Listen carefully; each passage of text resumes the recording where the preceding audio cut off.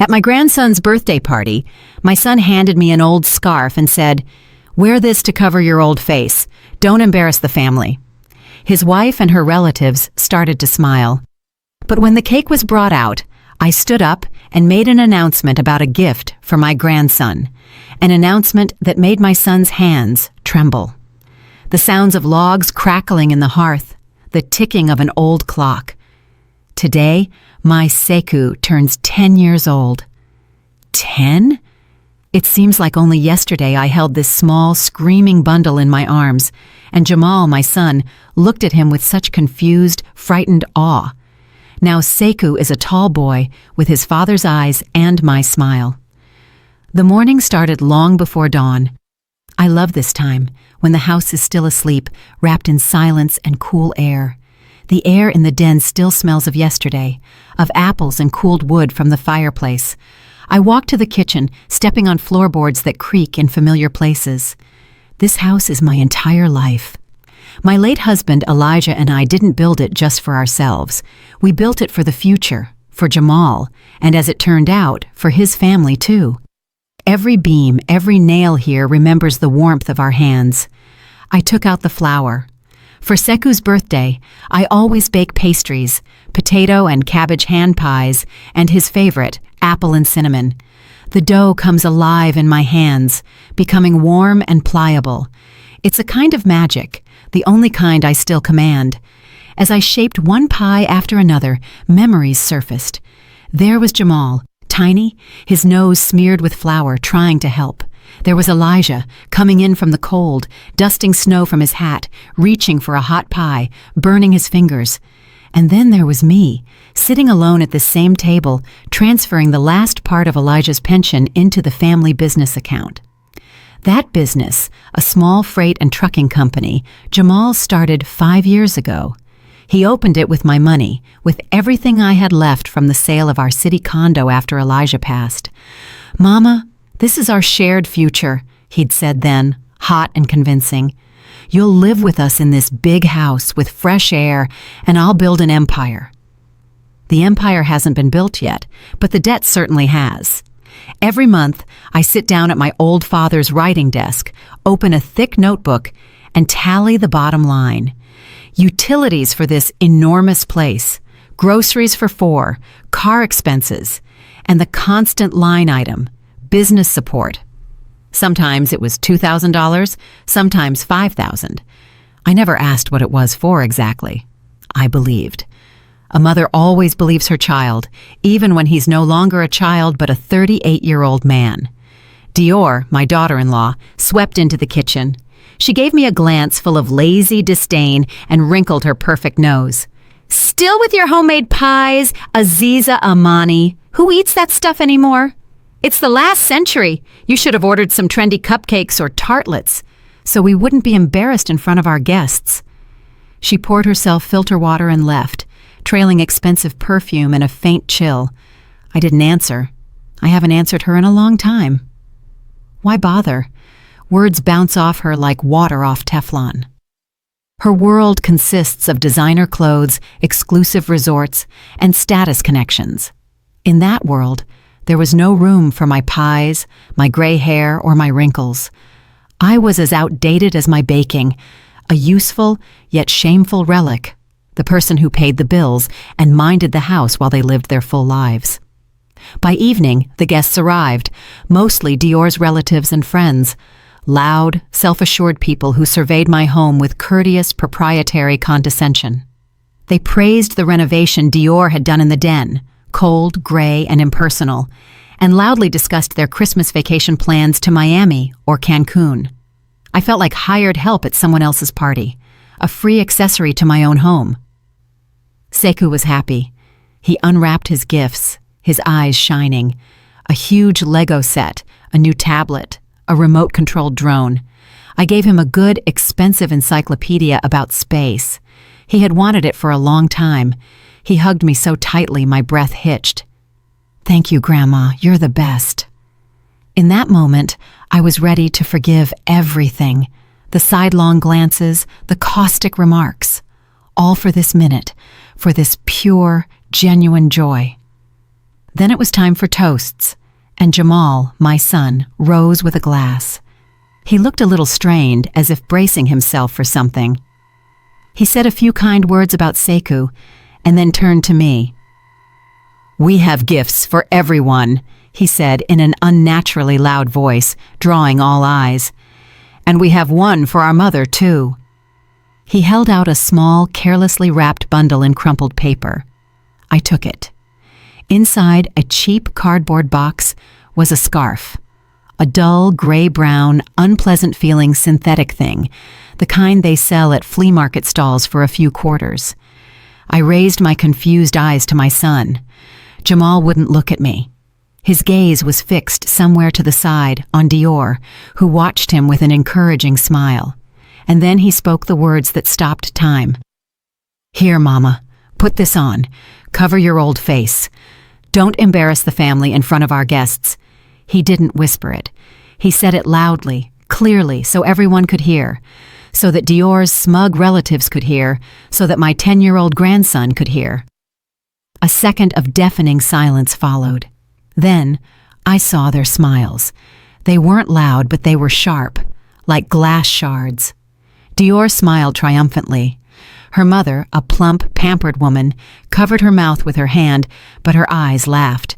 Her cousin gave an approving grunt. They all looked at me with the same expression of fastidious superiority.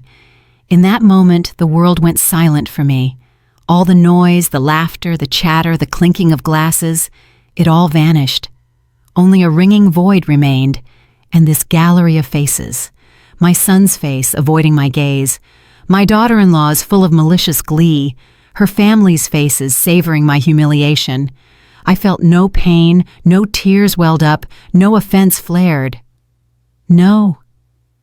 It was as if something deep in my chest clicked, not with a groan, not with pain, but clearly, coldly, and conclusively, like the shutter of an expensive camera forever capturing a single frame, a frame that made everything clear, their relationship, my place, my future in the house that I built.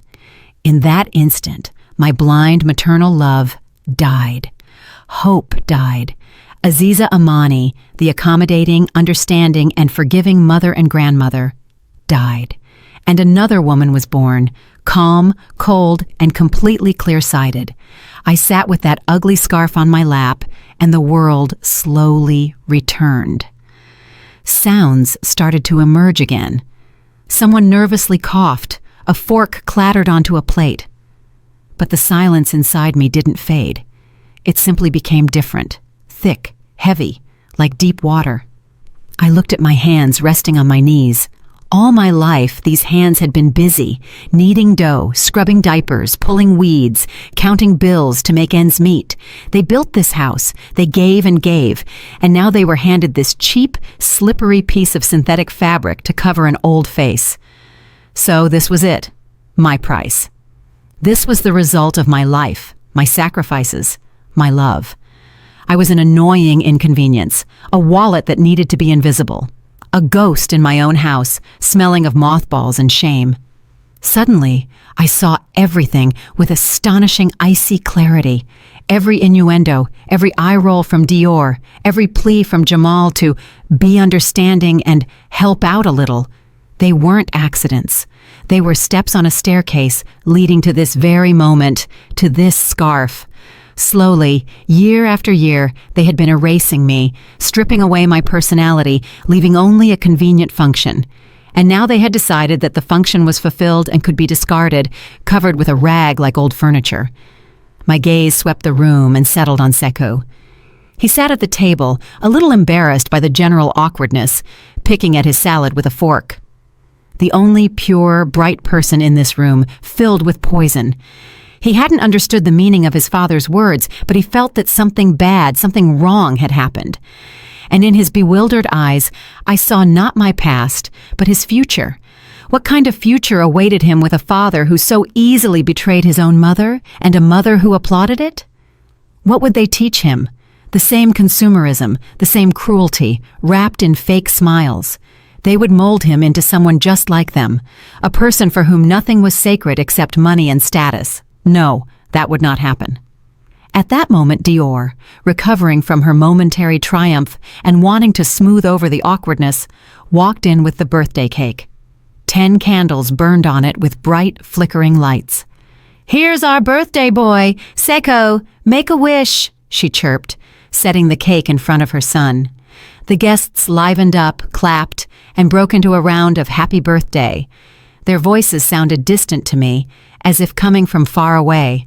I watched the candle flames, their reflection in my grandson's eyes, and while they sang, the decision fully matured inside me. Not an angry one, not a vengeful one, but a calm, calculated, and utterly unshakable one. The song ended.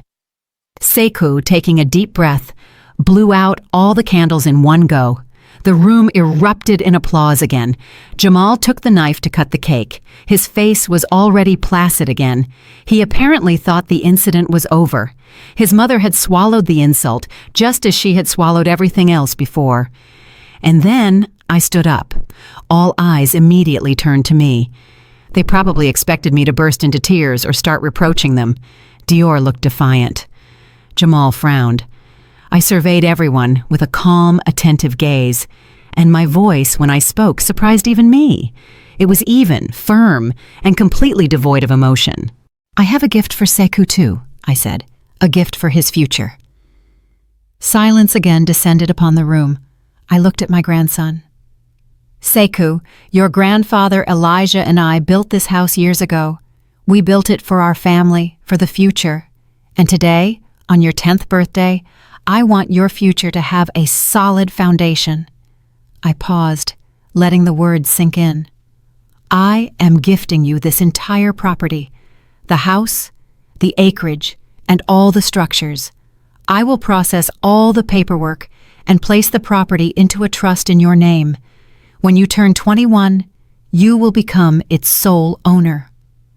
Dead silence. I saw the guests' faces drop. Dior froze, her mouth slightly open. Her face went from triumphant to bewildered, then utterly panicked. I continued, now looking directly at Jamal. "But the house is just walls. To ensure that your fund, Sekou, has the means for your education, your development, and life until you reach adulthood. I have made another decision. I am liquidating my share of our family business. All funds from the sale of my half of the assets will go into your trust fund." Now the silence was ringing. I saw Jamal go pale. The knife in his hand trembled. Not violently, but I noticed that short, small tremor, which gave everything away. He knew the truth of the situation. He knew this house was the only real valuable asset they had, and that the business was only afloat thanks to my constant infusions. But I saw something else in his eyes, too. He didn't believe me. He figured it was just hysterics, a dramatic gesture from an offended old woman, an empty threat to grab attention. I calmly sat back down, took a napkin from the table, and politely said into the general void, "Cut the cake. It might melt." The evening ended quickly and awkwardly. The guests muttered something, hastily said their goodbyes, and left. Jamal and Dior pretended nothing had happened, but their cheerfulness was strained and false. They didn't say a word to me, no reproach, no question. They simply ignored me, deciding that tomorrow morning everything would return to normal. Late that night, when the house finally fell silent, I sat in my room. The infamous scarf lay on my bedside table. I looked at it not with resentment, but with gratitude. It was the stone that triggered the avalanche. It opened my eyes. I picked up the phone. I didn't have many numbers in my address book. I found the one I needed. My fingers didn't tremble. My chest was cold and calm. The phone rang for only a moment. "Hello?" came the familiar, slightly sharp voice of Yejide, my late husband's sister. "Yejide, hi, it's Aziza." "Hello, Azi, is something wrong? Your voice sounds strange." I smiled to myself. She always knew how to hear what was hidden. "Everything's fine, Yejide, better than it was. I need your advice, and a very good lawyer. Tomorrow morning." That night, I slept without dreams, deeply and calmly, as I hadn't slept in many years. For the first time in a long time, I woke up not with the usual heaviness in my chest, but with a feeling of emptiness. But it wasn't the bitter, painful emptiness of loss. It was a clean, clear emptiness, like crisp winter air, as if all the clutter accumulated over years in a room had finally been removed. And now the echo sings, and you can see how much light and space it actually holds. I got up, as usual, early and brewed myself real coffee, not the instant kind they drank, but Turkish coffee in a proper pot. Its bitter aroma filled the kitchen. I sat by the window overlooking the yard and watched the first rays of sun pierce through the branches of the old apple tree. The tree Elijah and I planted when Jamal was 5. Everything in this house, everything in this yard, was steeped in the past. But today I looked at it for the first time not with nostalgia, but with a slight detachment, as if rereading a book whose plot I already knew by heart. They came downstairs around 10. Jamal and Dior. They walked together, as if preparing for an important diplomatic visit. Their faces wore condescending, slightly tired smiles, like those of wise adults about to pacify a capricious child. They approached my table. Dior sat on a chair opposite me, placing her manicured, well-cared-for hands on the table. "Good morning, Mama," she began in an artificially soft, ingratiating voice. "This is how you talk to the sick, or to those you don't consider your equals. We were a little too worked up yesterday. You said such things. It was a very dramatic statement." I silently took a sip of my coffee. It was scalding hot, and the bitterness in my mouth was pleasantly sobering. Jamal coughed, shifting his weight. This role was harder for him to play. "Mom, we get it. You were upset. That scarf, I didn't think. It was stupid. I'm sorry, but let's be realistic. Trusts, liquidations, those are just words said in anger." I continued to remain silent, looking out the window. I saw their reflection in the glass, 2 anxious figures leaning over me. "Aziza Amani," Dior spoke again, and a sharp, impatient edge rang in her voice. "This house is our shared nest. We've put so much effort into it. We renovated it. And the business, that's Jamal's. It's Seku's future. You can't just take it all away over a momentary slight. We are family." Family? What a strange alien word.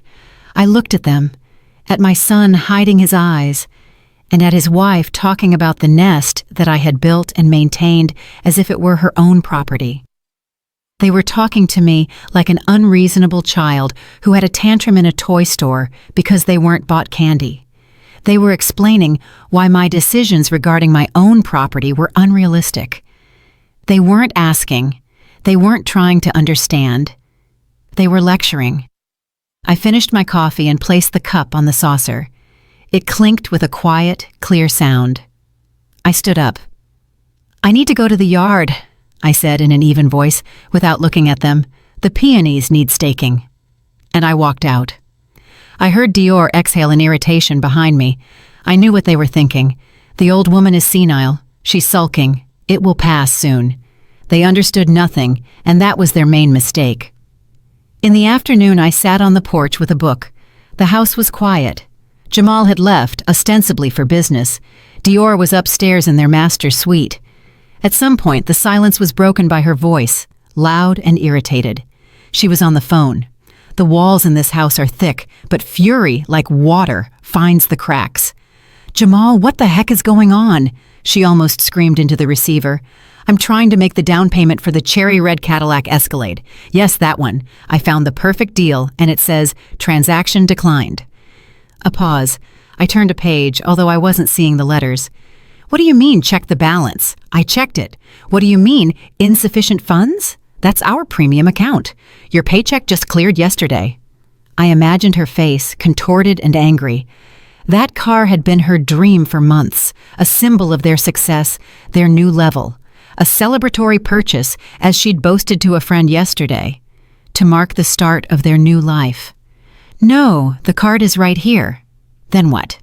The bank? Why would the bank... Hold on. A long, ringing pause followed. I knew what was happening in her head. The small gears of vanity and suspicion were turning and clicked into place.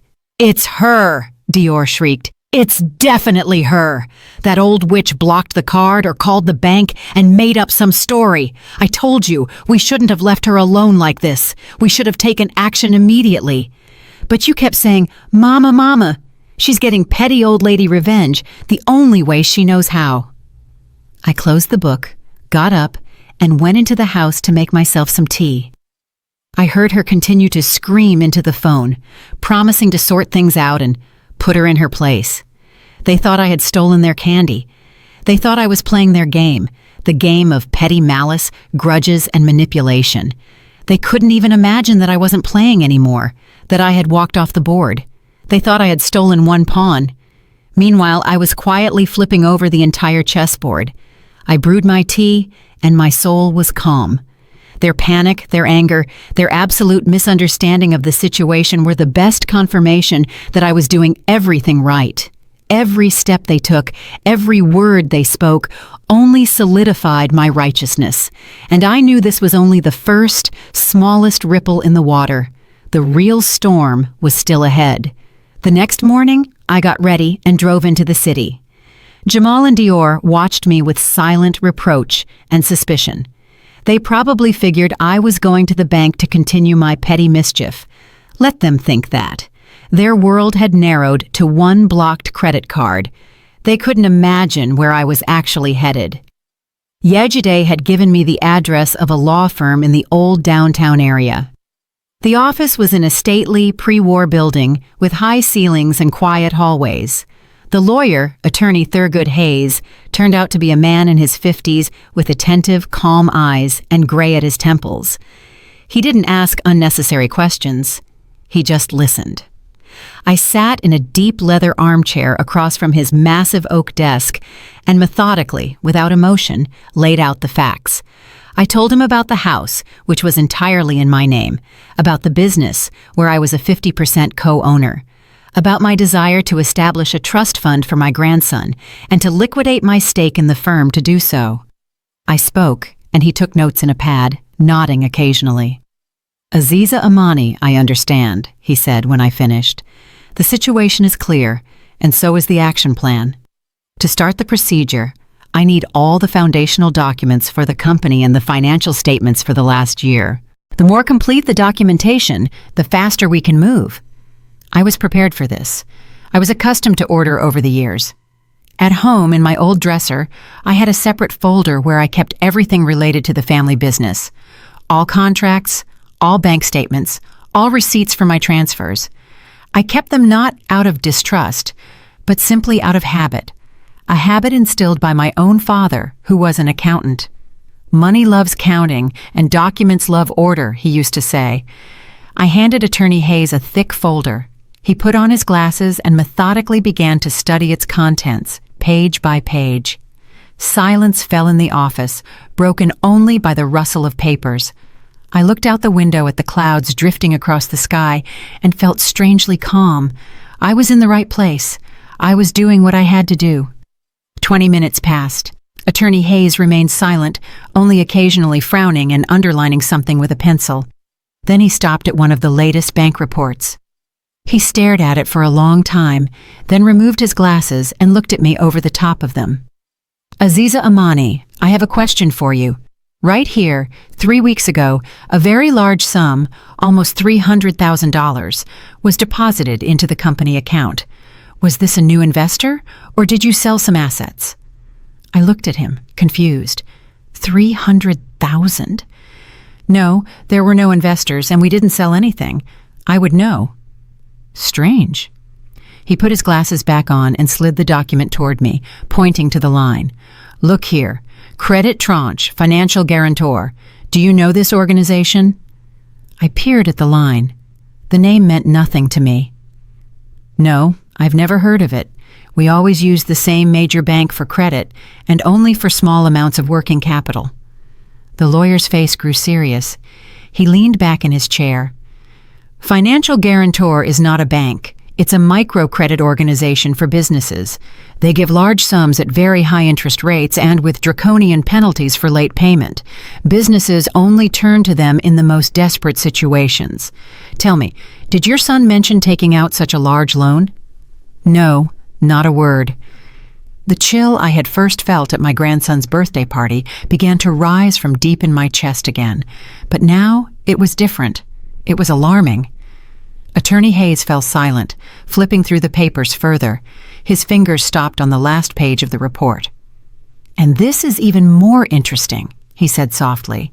"This sum, $300,000, stayed in the company account for less than 24 hours, and the very next day, the full amount was transferred to a personal account." Wait a minute. "To the personal account of your daughter-in-law, Dior Pasternak. The payment purpose reads, repayment of non-interest loan agreement." The air in the office grew thick. I looked at the lawyer, but I saw Dior's face before me. Her triumphant smile that evening, her screams on the phone about buying a new cherry-red car. "Aziza Amani, obtaining a loan like this requires the consent and signature of all co-owners, meaning yours too. Did you sign any loan agreements last month?" "No." My voice sounded muffled. "Nothing." Attorney Hayes stood up, went to a cabinet, and pulled out a thin folder. "Just as I thought. When Yejidi contacted me, with her permission, I made a preliminary inquiry into the corporate registry. Here is a copy of the loan agreement with financial guarantor." He opened the folder and placed it in front of me. On the last page, in the co-owner 2 slot, there was a signature. My signature. Or rather, one very similar to it, but somehow uncertain, shaky, as if a stranger's hand had painstakingly copied it from a sample. I stared at that forged signature, and the picture clicked into place. It didn't just click. It seared me with its cynical, ugly completeness. They weren't just living off me. They weren't just disrespecting me. They were setting a trap. The plan was simple and monstrous. Take out a huge loan in the company's name with my forged signature. Quickly transfer the money to their personal account, buy the new car with it, maybe make a down payment on a place in Buckhead. And then just abandon everything. Abandon the company with a massive debt at unimaginable interest rates. And I, as the co-owner, would have been forced to pay that debt from my pension, selling this house, the only thing I had left. They weren't just planning to leave. They were planning to leave me destitute, in ruins, facing shame and a debt trap in my old age. The scarf Jamal gave me wasn't just a cruel joke. It was a parting gift, a symbolic gesture. Cover your face, Mama. You're about to be very embarrassed. Disappear. In that moment, the last ember of feeling, of pity, of doubt that still glowed within me, died. Everything was burned to ashes. Only a cold, hard, granite-like calm remained. I raised my eyes to the lawyer. "Attorney Hayes," I said, my voice steady, without a tremor or a tear.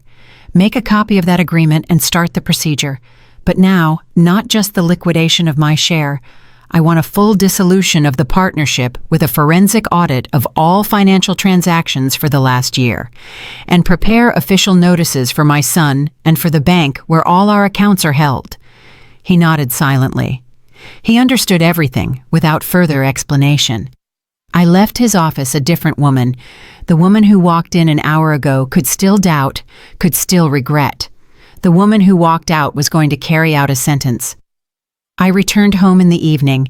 The air in the house was heavy, electrified. Dior demonstratively refused to speak to me, only shooting short, angry glances in my direction. Jamal tried to act carefree, talking loudly on the phone about some prospective deals.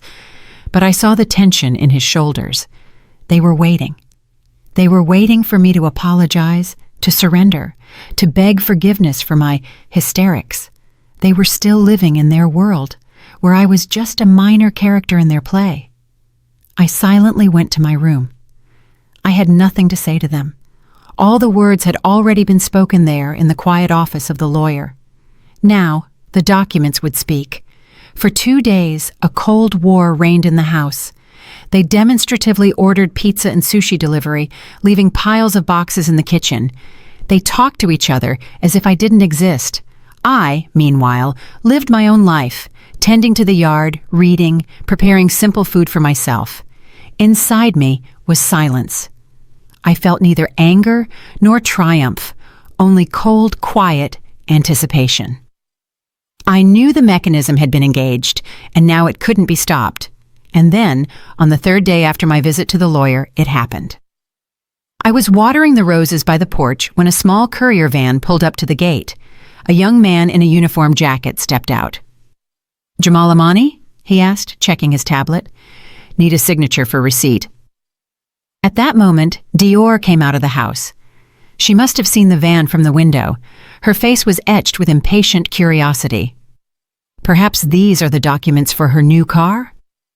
"I'm his wife, I can sign," she said briskly, holding out her hand. The courier handed her 2 thick white envelopes and the tablet. She carelessly scrawled her signature and, without waiting for him to drive away, impatiently tore open the first envelope. I continued to prune the faded rosebuds. I wasn't looking at her, but in my periphery, I saw everything.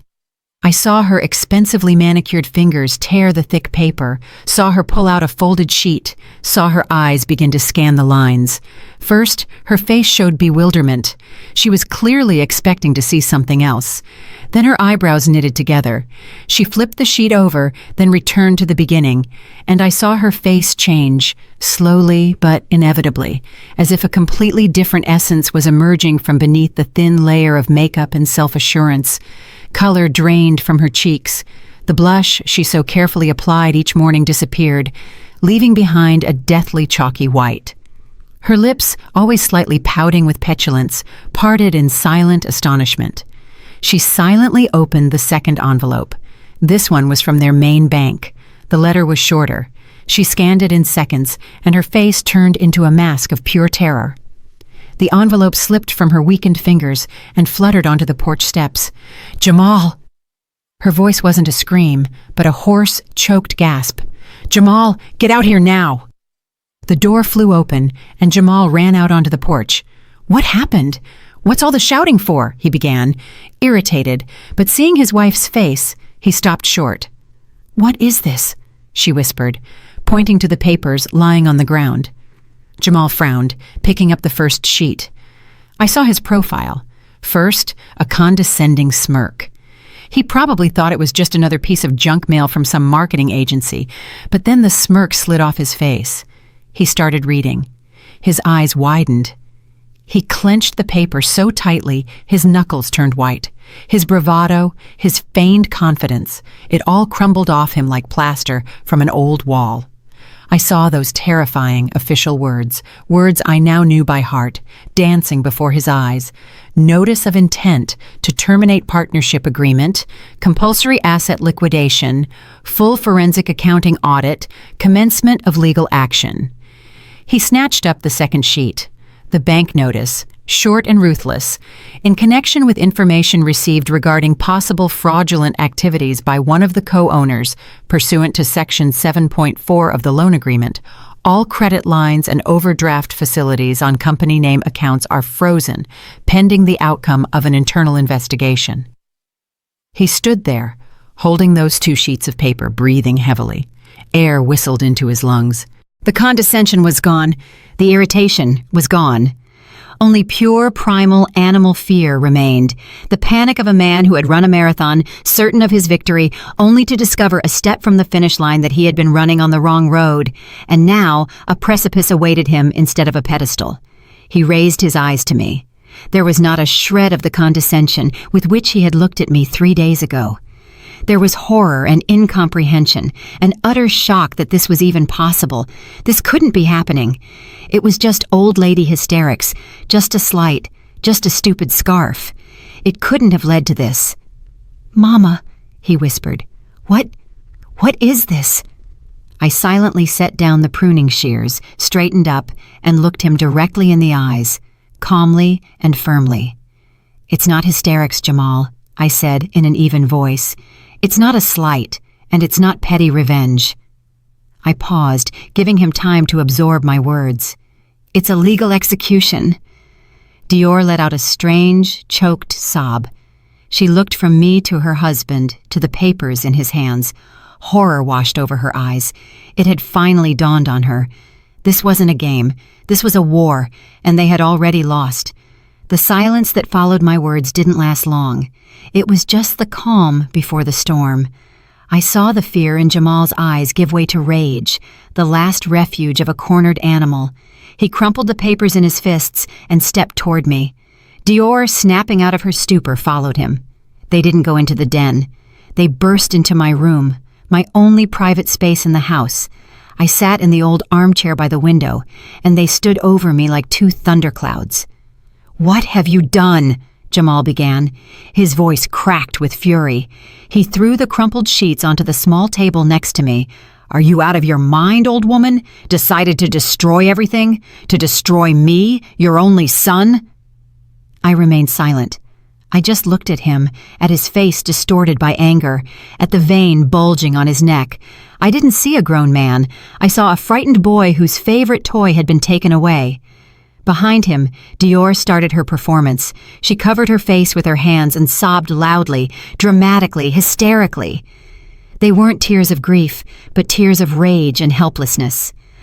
"Our house, our business, Seku's future," she wailed through her sobs. "How could you? Don't you have a heart? You're a grandmother. Do you want your grandson to be penniless, for us to be out on the street? Why such cruelty?" It was a storm, a hurricane of accusations, reproaches, and emotional blackmail. They worked as a pair, like a well-rehearsed duo. He pressed the buttons of filial duty and my guilt. She played the chords of the grandson's future and family values, the very values they themselves had trampled on days earlier. "I slaved away for you my whole life," Jamal shouted, waving his arms. "Tried to build something so you could live in comfort, so everyone had everything. And you erased it all with a stroke of a pen over some stupid scarf, over senile dementia." He paused to catch his breath, and Dior instantly took over. "We took you into our home, cared for you, and this is how you repay us? With black ingratitude. You're just a spiteful, angry old woman who hates our happiness in your own house."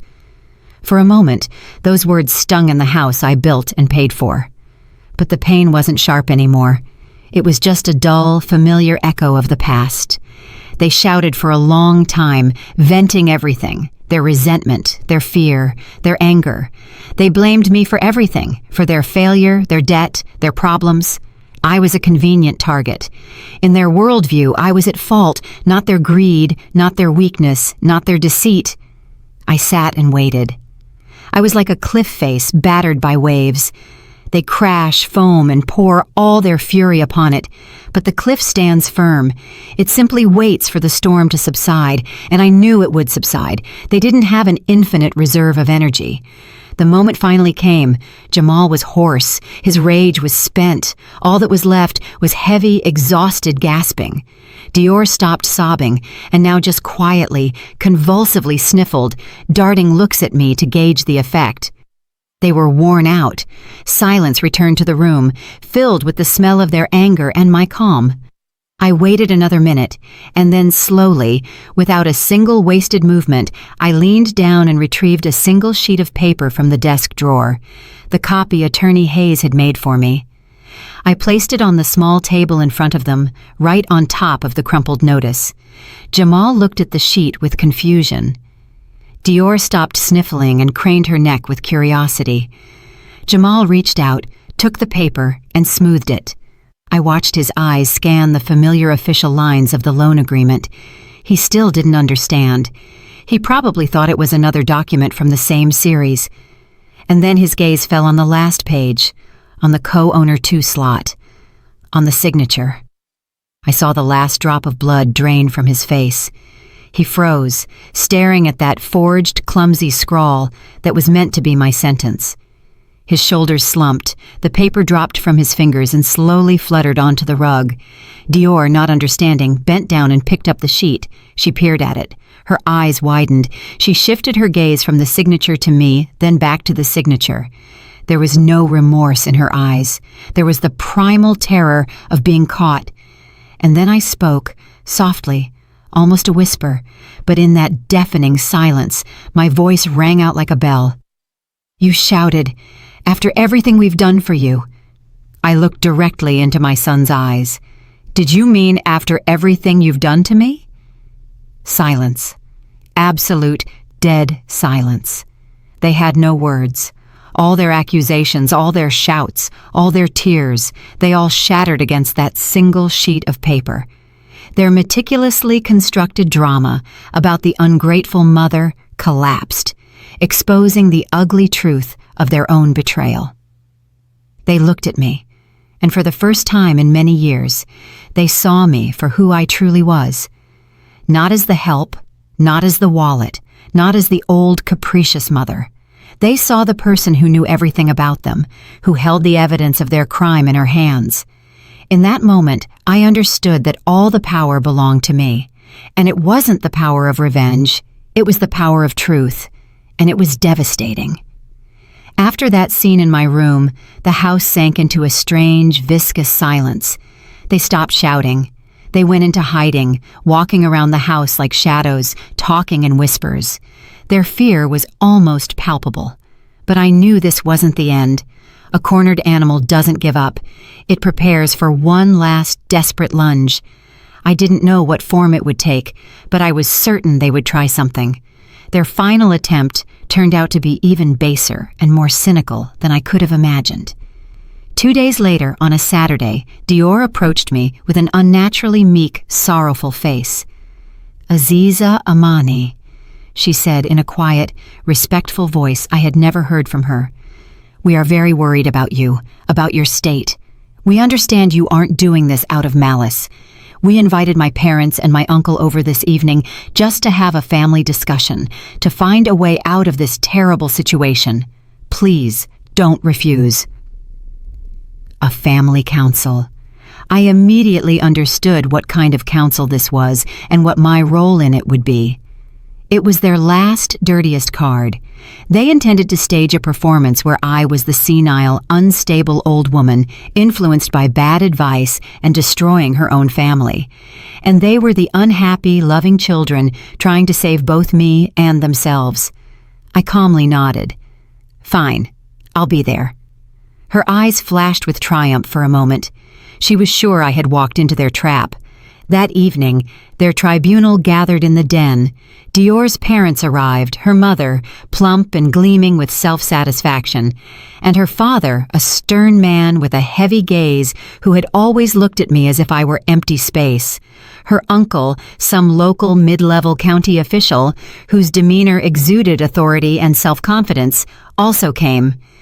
I was seated in an armchair in the center of the room. They arranged themselves around me, forming a tight circle. The atmosphere was like an interrogation. Jamal started. He spoke in a choked voice, full of sorrow. He talked about how I had always been a wonderful mother, but lately I had been unlike myself, withdrawn, suspicious, acting irrationally. He didn't mention the scarf or his words at all. Instead, he painted a picture of my slow decline. Then Dior took the floor. She cried, this time quietly and convincingly. She recounted how she and Jamal feared for me, how my actions were jeopardizing the future of their son, my grandson. She brought up Yejide. She's a jealous, lonely woman who always disliked us and is now manipulating an elderly person. She hinted at the need for guardianship, at the fact that I needed to be protected from myself. Her relatives listened, nodding sympathetically. Dior's mother chimed in, yes, this happens with older folks. Clouded judgment. Poor children, the mother said to them. What a cross you have to bear. The uncle frowned and delivered a line like, yes, measures must be taken here. Can't let it slide. I sat and kept silent. I watched this circus with cold detachment. They played their parts, confident in their success. They were in their element, surrounded by their people, and they believed I was alone against all of them. Dior's father, Mr. Igor Pasternak, turned to me. Aziza Amani, he said in a heavy, patronizing tone. You must understand. Your children only want what's best for you. Maybe you should take a break, go to a nice assisted living facility, get some treatment, and they will sort out the affairs themselves. At that very moment, when their victory seemed so close, the door to the den quietly opened. Yejide stood on the threshold.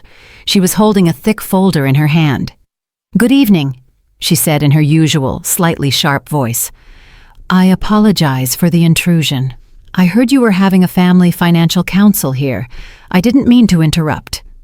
Jamal and Dior froze. Their faces stretched. They hadn't expected this. Yejide calmly walked into the room, went to the large dining table, and placed her folder on it. "I'm very timely," she continued, looking around at everyone assembled with a sharp, piercing gaze. "I'm a retired forensic accountant after all, and when my sister-in-law, Aziza, came to me for advice, I naturally couldn't stand aside. I took the liberty of preparing a brief report to make it clearer what we're all talking about." She opened the folder. From it, she extracted several printouts stapled together. "Let's start simple." She placed the first sheet on the table. "This is a summary of all money transfers from Aziza Amani's accounts to company name accounts over the last 5 years. The total amount, as you can see, is $742,000. This doesn't include her pension, which went entirely to maintaining this house." She paused. The room was silent. "And here is the second document." She placed it on the table. "This is a statement of major expenditures from the company's corporate accounts. Trips to resorts, luxury restaurants, purchases of expensive clothing, 2 cars for Dior Pasternak. I won't bore you with details. I'll just say that less than 30% went to operational needs."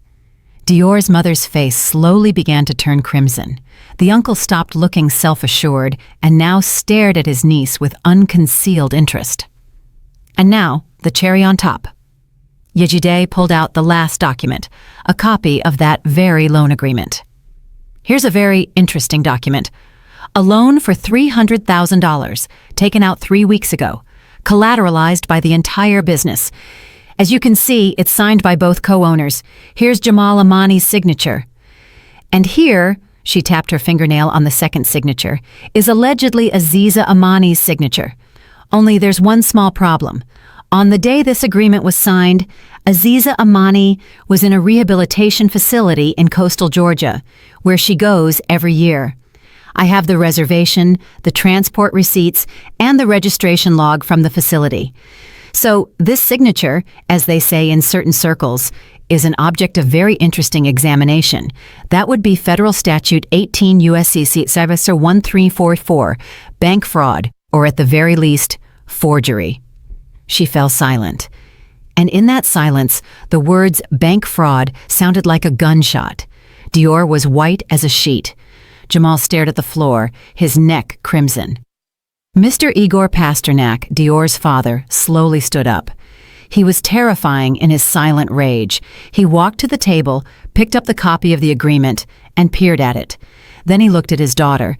It was a look filled with such icy contempt and shame that for a moment I almost felt sorry for her. "You have disgraced our family," he said quietly, but loud enough for everyone to hear. "You have brought shame upon my name." He turned and, without another word, walked to the exit. His wife and brother, stumbling, hurried after him. The humiliation was complete, public, and final. They had wanted to stage a tribunal for me, but they found themselves on the scaffold of their own disgrace. When the door closed behind them, Jamal and Dior remained sitting in the middle of the den in complete, stunning silence. Their world hadn't collapsed instantly, but slowly, inevitably. And now they sat amidst its ruins. That evening, they didn't say another word to me, and the next morning, while I was in the yard, they packed their things and left. Quietly, without scandal, like thieves. The events of the following months unfolded in a businesslike, almost unemotional flurry. Attorney Hayes and Yejide took charge. The process of dissolving the firm began. The audit exposed all their schemes. To avoid criminal prosecution, Jamal had to agree to everything. The debt to financial guarantor was fully repaid from his share of the business assets sale. After all payments and settlements, he and Dior were left with almost nothing. They had to sell the car. A new condo was out of the question. I heard from Yejide that they rented a tiny one-bedroom apartment on the outskirts of the city. Jamal got a job as a simple driver for another trucking company. Their life, built on my money and their lies, had crumbled to dust. The house, my house, was also sold. I felt no regret. It had stopped being my home long before this. It had become just a building, a repository of bad memories. Buyers were found quickly, a young family with 2 children. Looking at them, I saw that the house was going into good hands. All legal formalities were observed. A significant educational trust fund was established for Sekou. The money in it was securely protected, and no one but him, upon reaching 21, could touch it. I knew I had given him the most important gift, a chance at a future independent of his parents' mistakes. 3 months have passed. I stand on my small balcony. Below me stretches a small southern coastal town, immersed in the greenery of cypress trees. And beyond that, to the horizon, the sea, endless, alive, breathing. The air here is different. It doesn't smell of apples from the yard or the dampness of an old house. It smells of salt, sun-warmed stone, and freedom. My apartment is small but bright, 2 bedrooms and a kitchen. I don't need more. The walls are painted a creamy white, and the sun, peering into the windows in the mornings, floods everything with a warm, honeyed light. There is no old, bulky furniture here, no memory of the past. Everything is new, light, simple. I place a bouquet of freshly cut wildflowers, which I bought today at the local farmer's market, into a vase. My movements are light, free from the burden of years of obligations. I no longer have to wake up before dawn to feed a family. I don't have to count every dime to patch holes in someone else's budget. I don't have to startle at the sound of footsteps outside the door. I brew myself some thyme tea and sit in a wicker chair on the balcony. Next to me on the small table is a letter. The envelope is decorated with an amateurish child's drawing, a sun, seagulls, and the blue sea. It's a letter from Sekou. Yejide takes him for weekends and helps us communicate. I unfold the sheet. Inside are a few lines written in printed letters and another drawing. He drew me and himself. We are standing on the shore, flying a kite. "Grandma, hi," he writes. "I'm doing okay. I miss you a lot. Mom and Dad are always arguing, but I try not to listen. I'm reading your space book. It's so cool. When I grow up, I'm coming to live with you by the ocean. We will fly the kite every day. I love you. Your Sekou." I fold the letter and press it to my chest. Tears well up in my eyes, but they are not tears of grief or resentment. They are tears of quiet, bright sorrow and love. I know he will come, and we will definitely fly that kite. I look at the sea, at its endless, measured rhythm. The waves roll onto the shore and recede, roll and recede, just like life, tides and ebbs. My long, drawn-out ebb tide has finally ended. I am 62 years old. For some, this is old age, the sunset.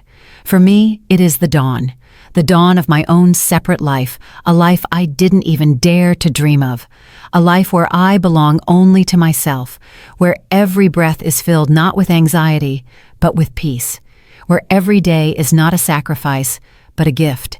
The sun sets beyond the horizon, painting the sky in soft watercolor tones.